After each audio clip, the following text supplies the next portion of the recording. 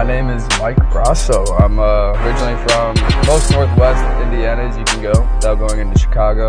Born and raised there. Only child. Parents both work in the steel industry, so come from a blue-collar family, and yeah, pretty much the background. Mike, so yesterday you had a 101-mile-per-hour fastball thrown at your head, and today you blasted 2 home runs. Q was just telling us how it was a little bit emotional for them to watch you do something like that. How did that feel for you?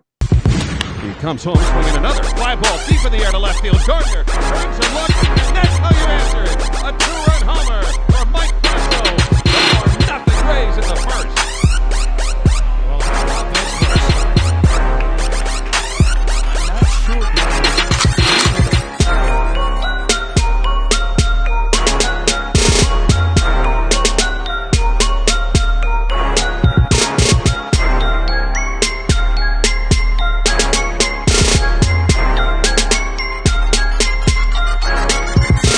Whirlwind journey. Coming as a non-drafted guy, and then ending up playing here in Fenway, seeing all the sights here and the history. This place has been around for so long, and now I get a chance to play here, and it's crazy because 3 years ago I was in the GCL Gulf Coast League as a 22-year-old non-drafted guy. You know, now I get to help a big league club. It's been a crazy year, and it's been really fun.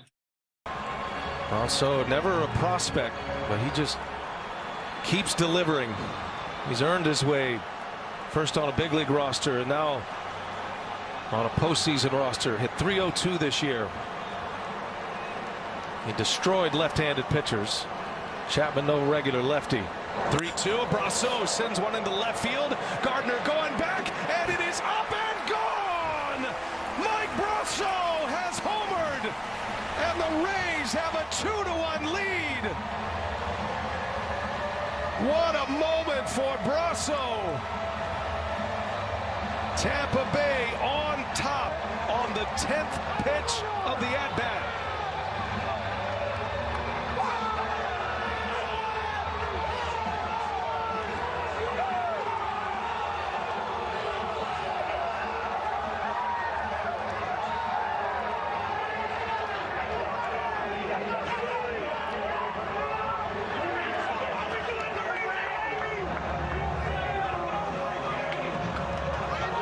First career postseason home run for Mike Brosseau. You could feel that coming. In the power zone. Considering what went on this summer, can't be a better moment for a team and a hitter. Mike Brosseau, from an unheralded minor league player to one of the biggest home runs in Rays history, and certainly the biggest moment of his baseball career. First career postseason home runs in the ultimate revenge at bat. Welcome back, Fan Noise faithful. Another edition, episode 4 of Fan Favorites. A special guest here today, Nate. His name is Mike Brosseau, former teammate. How you feeling tonight, Nate? Feeling good. Good to talk to Mike. Guy we've known for a long time. Guy I've known since I was in high school. He was my host on our official visit at Oakland. So guy I've known for a long time. Good guy, a wholehearted guy. So good to talk to him, hear about the kind of the quarantine season that just happened, and hear about how he's doing. Yeah, same. He was my host too, actually. I didn't know that was your host too. All right, a little background on Mike here. Mike grew up in a town called Portage, Indiana. It's about 5 minutes from the border of Illinois, 40 minutes from Chicago. Played his college ball for 4 years at a school called Oakland University, where you guys know me and Nate are from. He's a former teammate of ours. Went undrafted, signed a free agent contract with the Tampa Bay Rays in 2016. Mike continued to grind, even after being overlooked by every MLB team in the draft. Mike took the opportunity with the Rays and ran with it when he absolutely just raked through the minor league system. And then got called up, I believe, June 23rd of 2019, where he recorded his first hit in his first at-bat, typical Mike fashion. He's currently a Swiss Army knife for the Tampa Bay Rays. He's played 7 total positions, including DH and pitcher. Yeah, that's basically it. Mike, it's a pleasure to have you, man. Yeah, good to be on, guys. It's been a while since we've kind of caught up, so I'm excited to be here. I'll break the ice, Mike. I was telling Mike McGee a story before we got on. Do you remember – you may not remember, but my sophomore year, your senior year at Oakland, grinding inter squads in the bubble. And I threw you a first pitch curveball in an inter squad. You took it for a strike. You know, we finished practice, and you looked at me and you said, if you ever throw me a first pitch curveball again, I will hit it right back at you. And I did it again the next week. Moose calls it again the next week. I throw it again, and you literally hit it right back off the front of the portable mound. And I was like, holy shit, he did it. Yeah, I do remember that. That's funny. Oh, God. I got a quick one too, Nate. So my freshman year, it was 3 a.m. I was sleeping in the dorm, and I get an absolute blistering knock on my door. And actually, my former roommate, who I'm not going to mention, opened the door, and I woke up, and it was Colin G and Mike Brosseau, and they damn near bruised my entire body, picked me up, slammed me off my bed, and then threw me back in bed. It was really like I thought I was dreaming in the moment, but do you remember that, Mike, or no?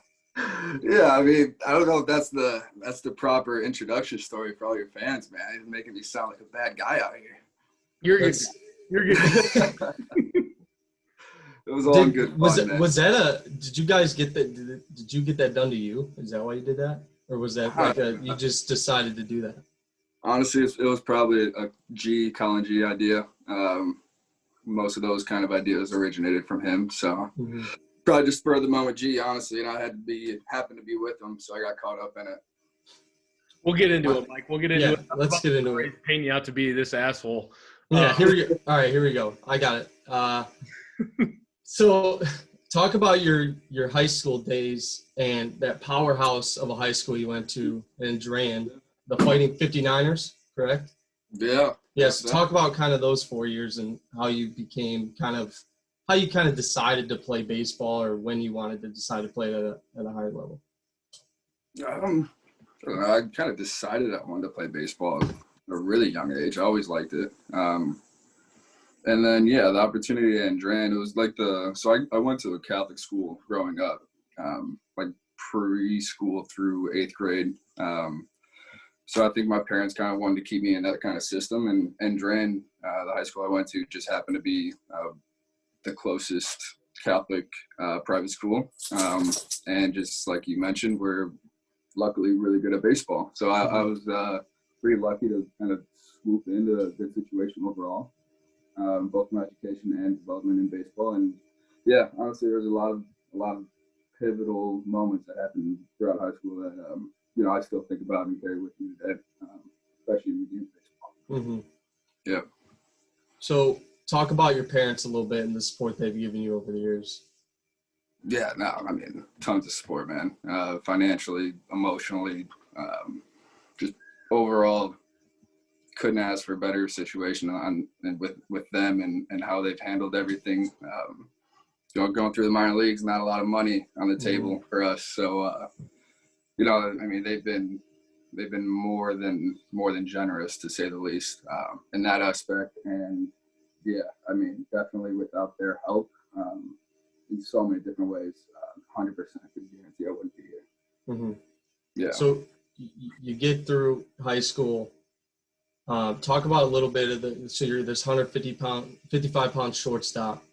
Talk about the offers that came in and the offers that didn't come, and how you decided on Oakland.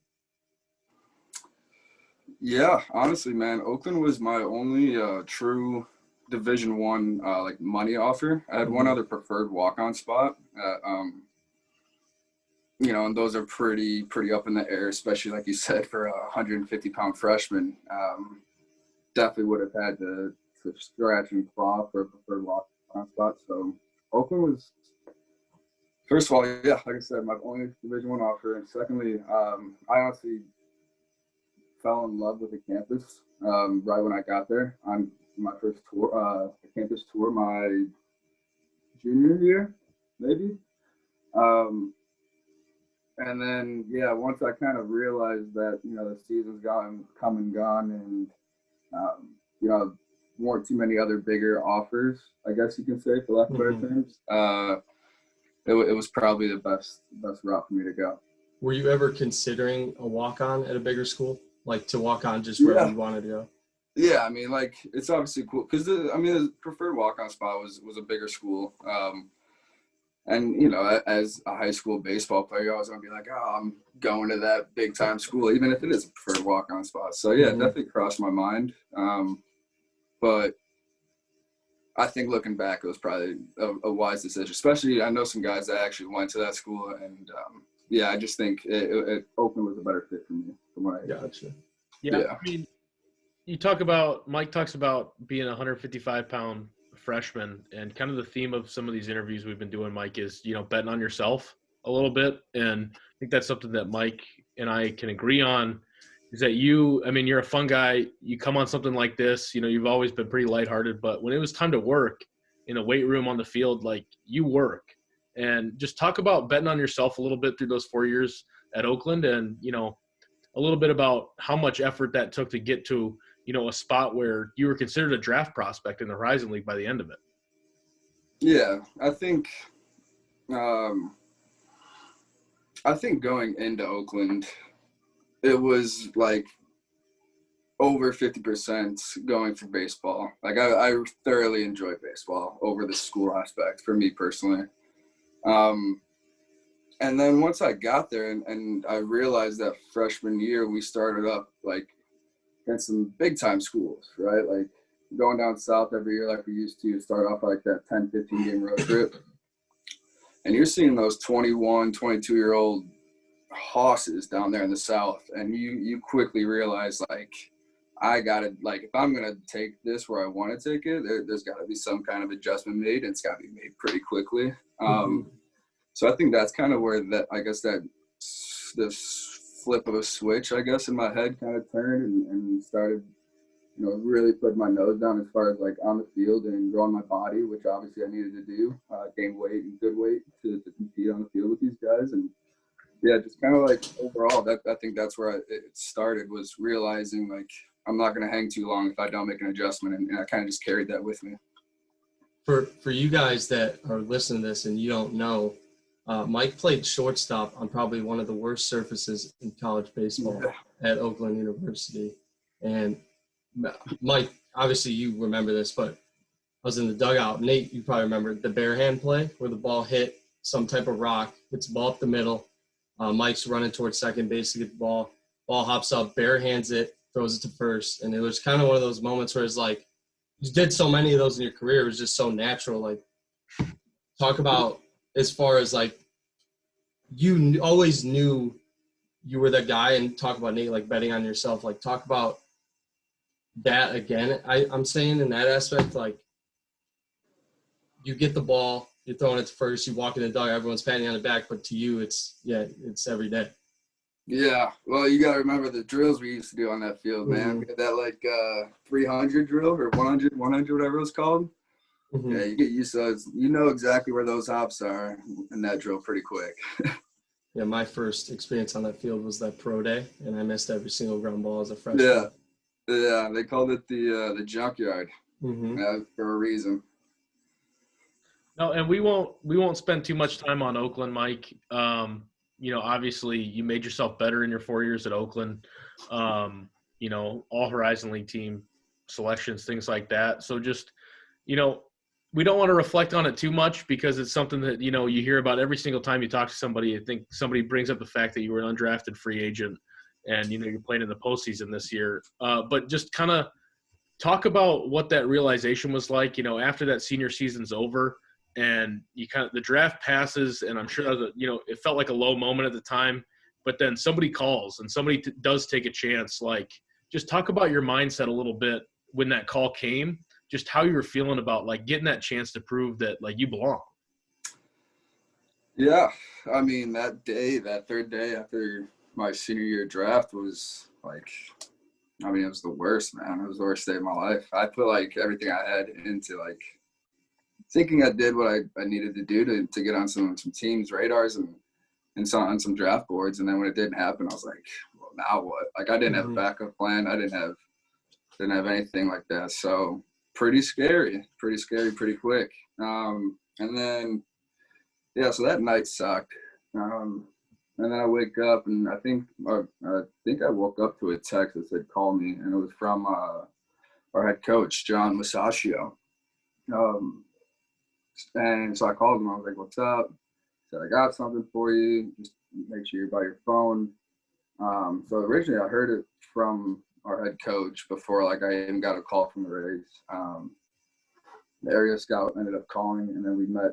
I mean, he just simply discussed the simple terms of the contract. It wasn't like negotiating back and forth by any means.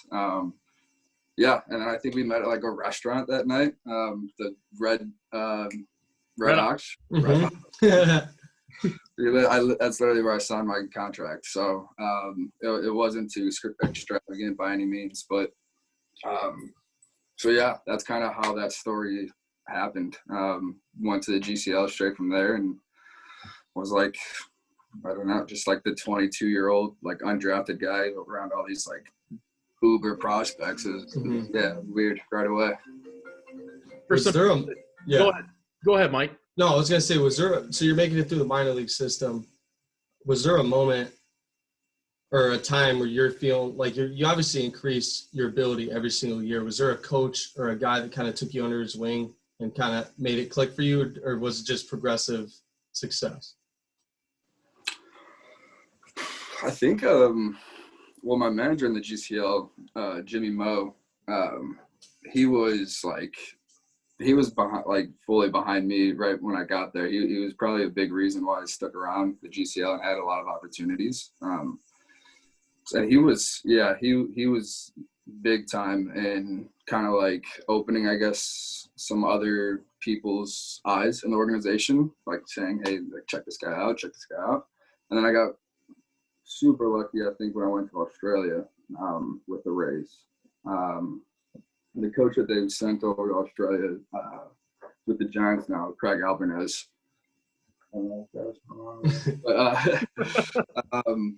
Craig Albanese, he was like the absolute best thing that could have happened out there. I mean, he had the perfect combination of knowing what summer ball was as far as getting better, but also giving your body a rest.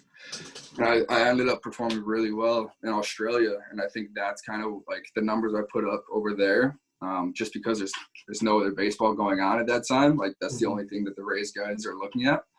I shouldn't say only thing, but it's the only baseball thing, I guess. I think the numbers I put up over there, I guess, lightened some more people's attention towards me. And I think that's kind of where I started getting on some of the guys that are good people to be on radar. What do you got, Nate?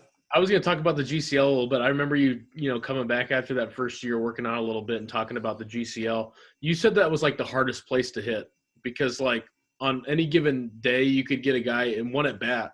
Like, you get 95 up by the grill, and then the next pitch is 97 on the black on the outside corner. I've heard, from people that, places like AA and the GCL are some of the hardest places to hit. What was hitting like in the GCL? And how did that make you a better ball player? Yeah, hitting was super hard, man. There's a lot of really hard throwers in the GCL that may not necessarily know where that ball's going yet. That's just like they're super talented. They're just very raw at that level. So yeah, definitely a scary place to hit sometimes. But I think that was like I did well in the GCL. I hit over 300. I think I walked to strike out a decent like ratio, but I think like I don't know, it was kind of me knowing that I really had a small window of opportunity in the GCL, and I was like, I don't know, maybe showing up with more of a sense of urgency than others at that level. That kind of helped me outperform some people. And then, yeah, like you said, in AA is kind of the 180 vice versa. They may not be throwing as hard, but obviously everyone's throwing 95 these days anyway. But that's where, they start developing that second and third pitch and command of those pitches. And that's kind of where, there's definitely a separation between like low A, high A ball, and then AA is like we're definitely getting towards the top of the pyramid in Double A. You can realize it pretty quick. So I wanted to ask, so you make your big league debut. Talk about your class, your college class, and kind of, did you know those guys were going to show up for that, or did they surprise you? No, so I gave him the call. I gave Lucas Scotia a call, and Joey Bukalski. And I told him it happened, and they were like, right when I told them it happened, they congratulated me, and then they're like, all right, I gotta go, I gotta get a flight. Like, it was their idea. I knew about it. I didn't push them to do it, and somehow they like ended up getting, I think, 7-8 people to show up in like the next day in California, which is absurd. So yeah, that was all on them. But I did know they were coming. So you're stepping up to the plate. Like I asked Evan, I'm not going to ask if you were nervous or anything like that, or was it more? Because obviously there's some nerves. Was it more like you belonged, like you were there and you were ready to go? Honestly, it was like walking up to the plate. That first AB was like the nerves shut off. It was like the nerves were the build up, because I got called up, and then I got to California at like 4:30. So they just sent me straight to the hotel. Like, I didn't go to the field. It was like I don't know. It would have been too late. So I was just sitting in the hotel room watching the game on TV. Like, right after I got there, I'm like, did I not get there on time? Am I already like pissing people off? Like, the first impression's not good already. So I'm freaking out in the hotel room. And like, obviously I get the text, I'm starting tomorrow, so I'm freaking out even more. So that night, and like that whole build up of like the media the next day before the game, that was where all the nerves were. As soon as I like got on the on-deck circle and started walking up to the plate, that's when I was like, I don't know, this is like baseball again. Like, this feels normal compared to everything else that's happened the last 36 hours, which was completely unnormal. So yeah, I guess I wasn't nervous. I guess, long story short, I wasn't nervous at the plate. No, and what was that call like? You talked about your parents a little bit at the beginning, Mike. Like, what was that call like to your parents? I've heard you talk about it a little bit, different interviews and things like that. But I mean, how cool was that after all the time and, it sounds like resources they've put into you to be able to give them that call and let them know like what was happening? Yeah, pretty sweet, man. It was super late at night though. It was like 2-3 in the morning, so I didn't get to them like the first couple rings. And as a parent, you're probably freaking out at like 2:00 in the morning if your son's giving you a call. Like, it's either super good or super bad. Luckily, it was the good kind, and yeah, so that call was like pretty crazy. Yeah, pretty emotional, honestly, on both ends. So yeah, gave him the news, laughed, we cried for like 2 minutes. I think they like cried. I don't know. It was crazy. It was a 3:00 phone call that cannot be matched by any means. So it was definitely special. Could only imagine. Like, yeah. So again, back to my question of like a guy through the minor league system that kind of took you under your wing. Like, was there a specific guy in the Rays that did that, or was it kind of just the whole team was welcoming? Yeah, I think it was more the second one, man. I think it was that whole team as like a collective group makes everybody feel like pretty welcome pretty quick. There's not a lot of egos. There's not like one dude in that clubhouse where you show up and you're like, you got to see this guy. Like it's pretty easy to come to work every day. So I think like that kind of, not necessarily like, yeah, I mean, like you have a lot of freedom. Like you're there to do your job, and like you're held accountable, but it's going to be pretty laid back and pretty easy going. So I think that environment kind of definitely helped me, feel like I was fitting in very quickly. Nate, I'm going to ask this question. How, I'm sure people want to know how a college baseball team, as far as a team, is different from a big league roster, because we kind of try to ask questions that usually you don't get asked. So, yeah. And I'm curious to see, like, you get the bonding of like the college team. How is that different from a 30-man? Because stuff could shuffle around so fast. Yeah.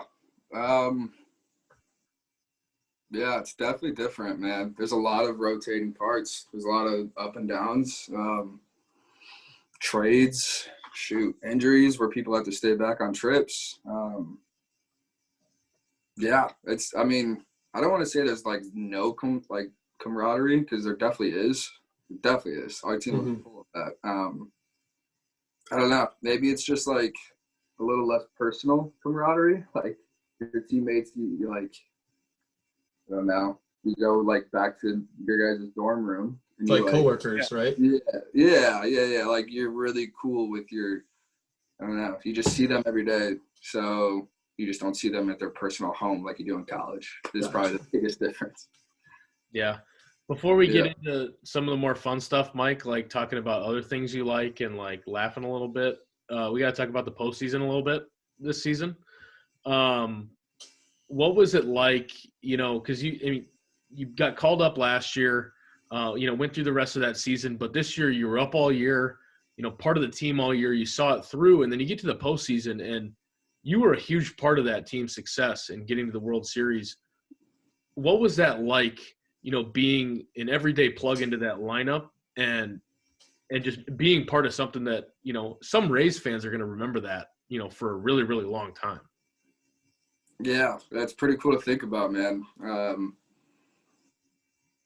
Yeah, it's almost like hard to believe at times, even though like I've been reminded plenty of times what happened. Though sometimes it's still hard to believe in a way. So, yeah, I don't know. It was a year that was like pretty wild in so many ways, man. It was usually you go to the baseball field and you get to escape everything from the outside world and not have any worries, right? But like this year, you had to be even more conscious of the outside world and what you're potentially bringing into the baseball field than you are even your job, almost in a way. It was like definitely a full buy-in, like effect pretty quickly. Like I knew my role almost from like day one as far as like what I'm going to be doing for the next 60 games. And I think that was kind of like pretty well accepted, like team wide. I think that's why we're so good in like such a condensed like sprints, because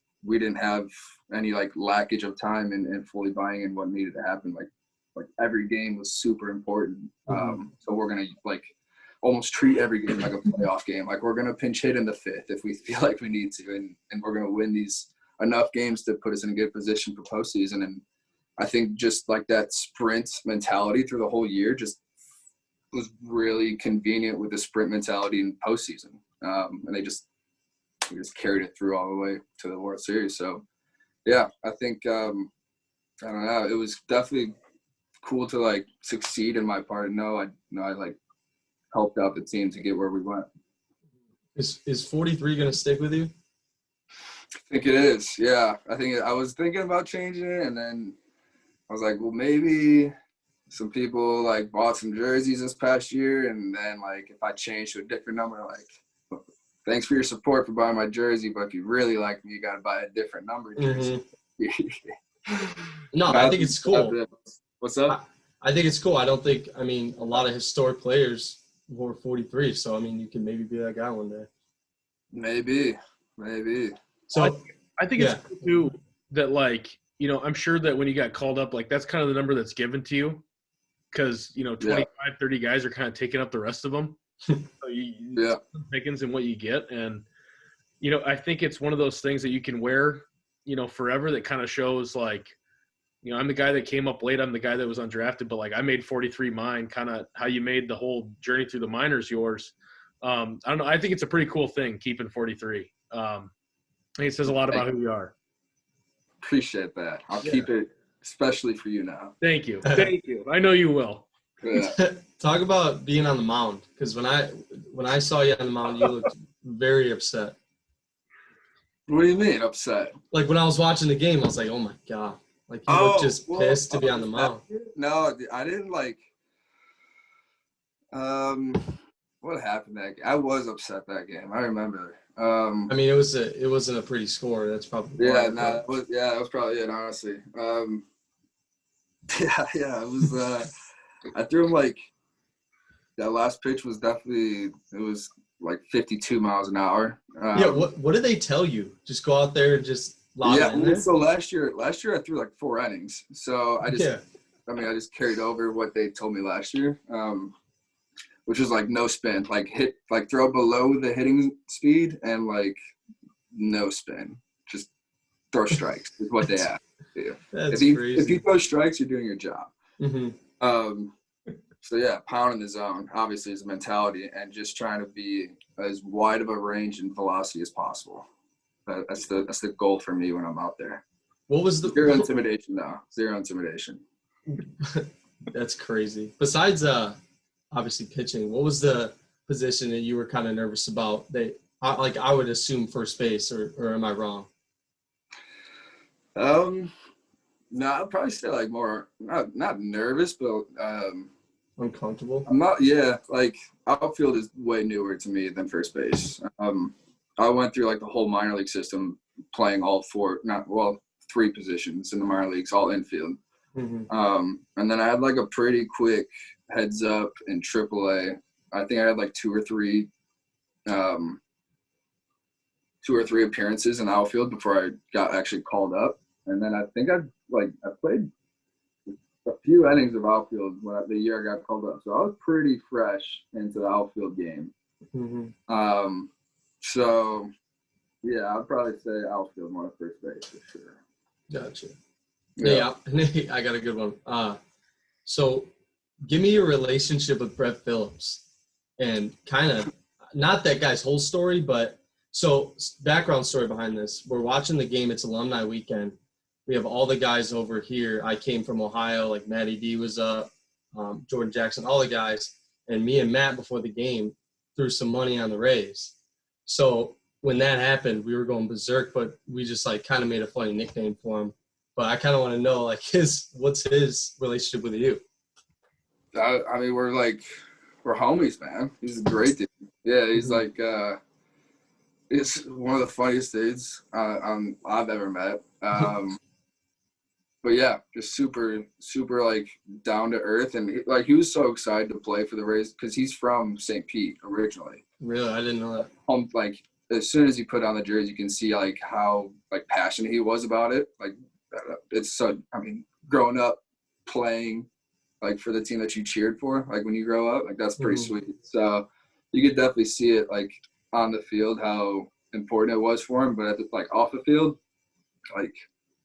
Hilarious. Clown, man. Clown.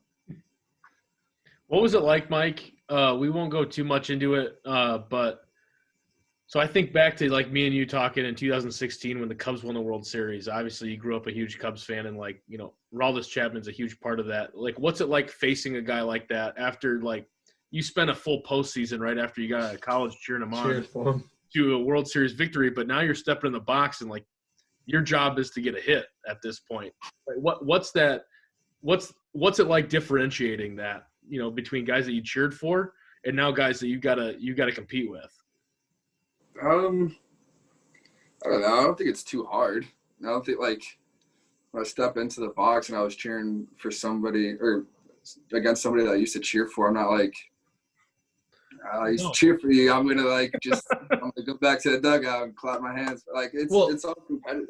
It's got to be payday at that point, right? I mean, you're getting paid to play, so yeah. I mean, you want to do well. Like you know how small the window it is for this game. It's if you don't produce, like somebody else is going to take your job. It's like just the reality of the game. So there's no time to get caught up in the fanboys, the fanboy stuff. Action. Yeah. So besides the postseason, besides opening day, is there a low-key favorite moment you have being up? Or a favorite game or et cetera? I thought last year's 4th of July was pretty sweet at the Trop. Just like everything that goes into like a 4th of July big league game. You know, like, movies are made for that day. I don't know. It's like it's a different level of baseball for 4th of July, I think. Like wearing those different uniforms and putting on the flag. And, I think that was probably one of the games that definitely stands out. Which uniform do you like best, Mike? Because you What's up? You got the old school. You got the old school Devil Rays one. You got the Eagles. Like, what's your favorite uniform that you guys wear? Yeah, the baby blue ones for sure. Those Old are school. badass. Yeah, those are nice. What's going on with the socks now? What do you mean?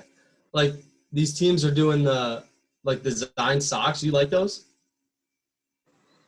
The design socks? Like, you know what I'm talking about, Nate? The stance Adamas wears them. stance socks that got the Rays Oh, logo. like those Yeah. neon ones? Yeah. You like Yeah, those? yeah. I think if you have the right cleats, those are fire. Yeah. Gotcha. Yeah, I'm in on those. Okay. You were gotta a have the pants right down guy in cleats. college. You were a pants down guy in college, though. Yeah. I think I'm going to go pants up next year. All year? Yeah, if I ever get in a slump, I'll probably go. Okay, fair enough. Yeah. Fair enough. So what was the reaction to all the people hitting you up, like we talked about before the show, trying to get back to everybody and kind of those people who haven't talked to you in a long time? Like, how do you handle that kind of stuff? Yeah, well, luckily the next day we were off, so I had a lot of downtime.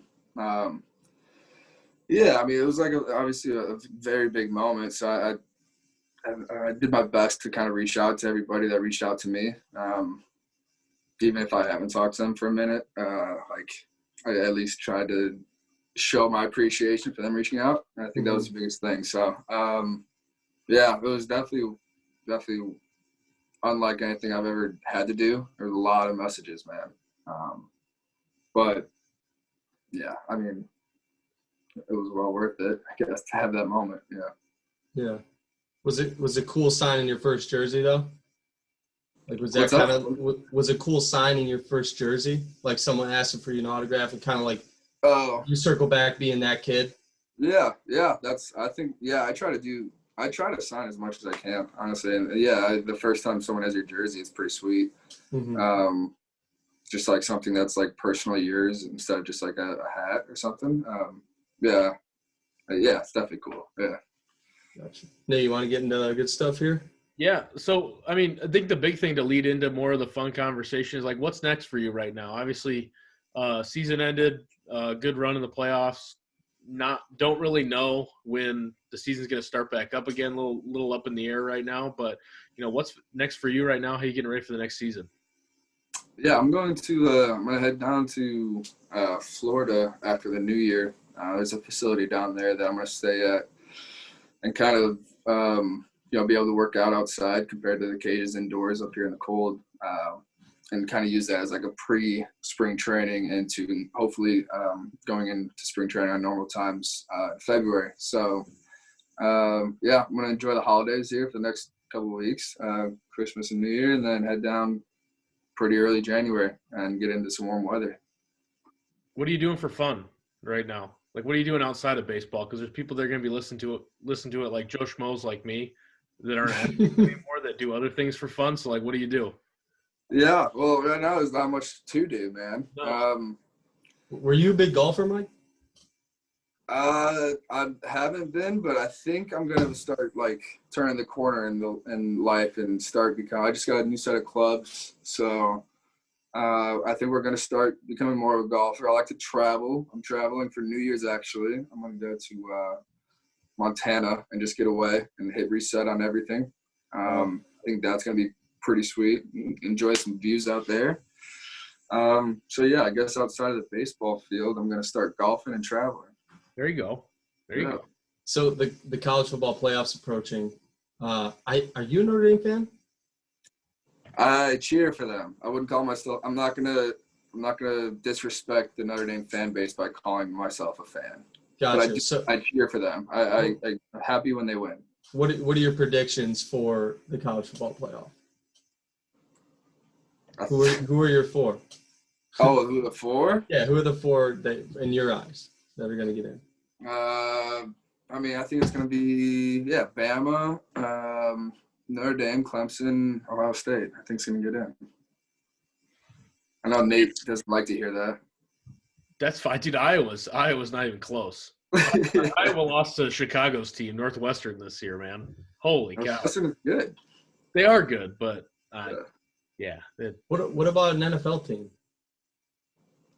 I mean, I'm a Bears fan. I didn't know that. That's why I'm asking. Yeah.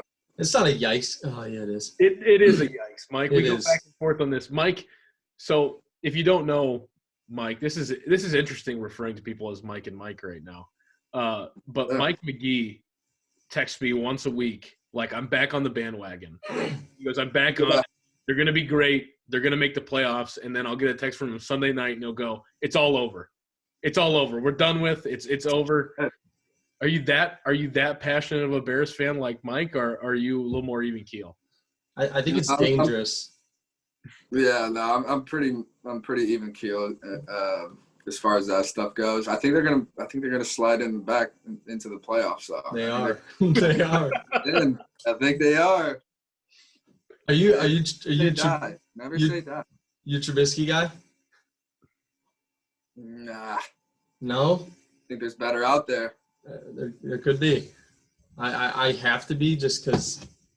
Yeah. No, I'm hurt. I'm hurt. He's the guy right now. I respect that. If you're gonna be a fan of the team, you're gonna be a fan of the guy. Have you? Talk about Tampa a little bit.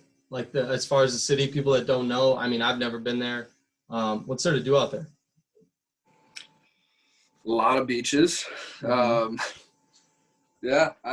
Tampa's a sweet city, man. I think it's very underrated. I think it's slept on a lot.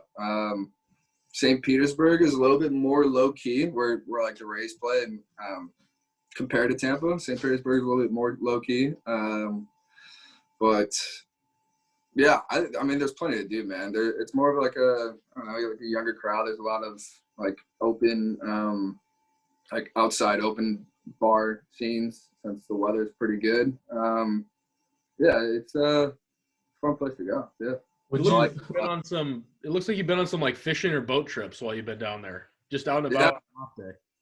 Yeah, I got lucky enough to have some Meadows. Austin Meadows is a huge fisherman, big time. So he's taken me out a couple times. I mean, I'm not like an avid fisherman, but if I get invited, I'll definitely hop on a boat for a day. So that's pretty easy to do out here. A lot of people with boats, and a lot of people like to fish and know how to fish, which is important. Get out there. Do you think Tampa fans overall are underrated as far as their fan base for the Bucks, the Lightning, and the Rays? Yeah, definitely, man. It's like, I think, I don't know. It's like I've been to a couple Lightning games. I haven't been to a Bucks game yet. Maybe I'll hit one up when I head down there in January. But like those people, like that fan base in that area before the game, it's like it's a very cool scene, man. There's a bunch of people just sitting on like the bar ledge, like outside, just having a beer, just enjoying. Like there's bags, there's cornhole, whatever you want to call it. It's like a really cool vibing, like just scene in that area. So and they're definitely super into the game. There's definitely a lot of rowdy Tampa fans. So I mean, it's hard because like the bridge makes it really, really tough for all those people that come to St. Petersburg for the game, especially when you have those 7:00 games. But they're out there for sure. They're really slept on fan base. Do you have an entrance at Tropicana? Like, so you talk about like people out there tailgating for games, things like that. Have you had to navigate any of that, like for home games, like, you know, pulling into the park in your car, like any other athlete, but at the same time, you know, there's people tailgating everywhere in the parking lots, doing all that kind of stuff. Like, is that interesting sometimes, kind of walking in as the player with people that are tailgating, getting rowdy for the game? It's cool to see. Can't say I've ever experienced that. I mean, there was obviously no fans this year, so no tailgating. But I mean, we got like a back entrance, so it's not really come across our line of vision too often. But I mean, it's cool to see the fans like coming to the field for sure. Like all the people that are like know where we kind of park and kind of like wave us into the entrance. It's pretty cool, yeah. So we asked Evan this too. We're going to ask this towards the end of every segment. Your favorite stadium to play in? as far as like everything, the field, the outlook, the fans. Yeah, well, I got two different ones. Like I'm gonna go outside of the regular like big city answers. Well, I guess not big city. They're all big cities, but like I really liked Seattle's field last year. I thought that dome was super cool. I thought Seattle was cool. It was my first time there. So that whole Seattle trip was like a really cool experience for me. And then the new Brave Stadium that we played at this year is like probably my favorite field that I've like played on, but I mean they didn't have any fans, so we kind of couldn't get the full experience as far as like, especially that fan base can get pretty loud. So I have a feeling that Atlanta's probably going to take my top spot pretty soon, but I mean they're all pretty sweet when it gets that level anyway. Yeah, they made Arlington look unbelievable. That's another series. I mean, that place is an absolute palace too. That place is gorgeous, man. They did a good job there. Yeah, we without the COVID and everything, we were gonna come 4th of July to Wrigley Field, but that was the plan. That was the plan, Mike. Little do you know, before all this happened, my bachelor party this year was going to be July 4th at Wrigley Field watching you play. Mm-hmm. And then COVID came flying in and messing everything up. And like, son of a bitch, like they're not even going to play. I'll get my $5 tickets to Guaranteed Rate Field with the 5 fans there when the Rays come in to play the Chicago White Sox, and I'll be there. White Sox are making some moves, man. They're signing a lot of good guys. I'm happy about it. Yeah, if we talk about that, I just purchased a Tim Anderson jersey. You hit with him last year in Cherokee LeBeau. I don't know how that came about, but I saw him at the Bow Down. He was there. So how did you guys know each other, you and Tim? How did that happen? I think it was just kind of knowing the same person that throws BP to us. Gotcha.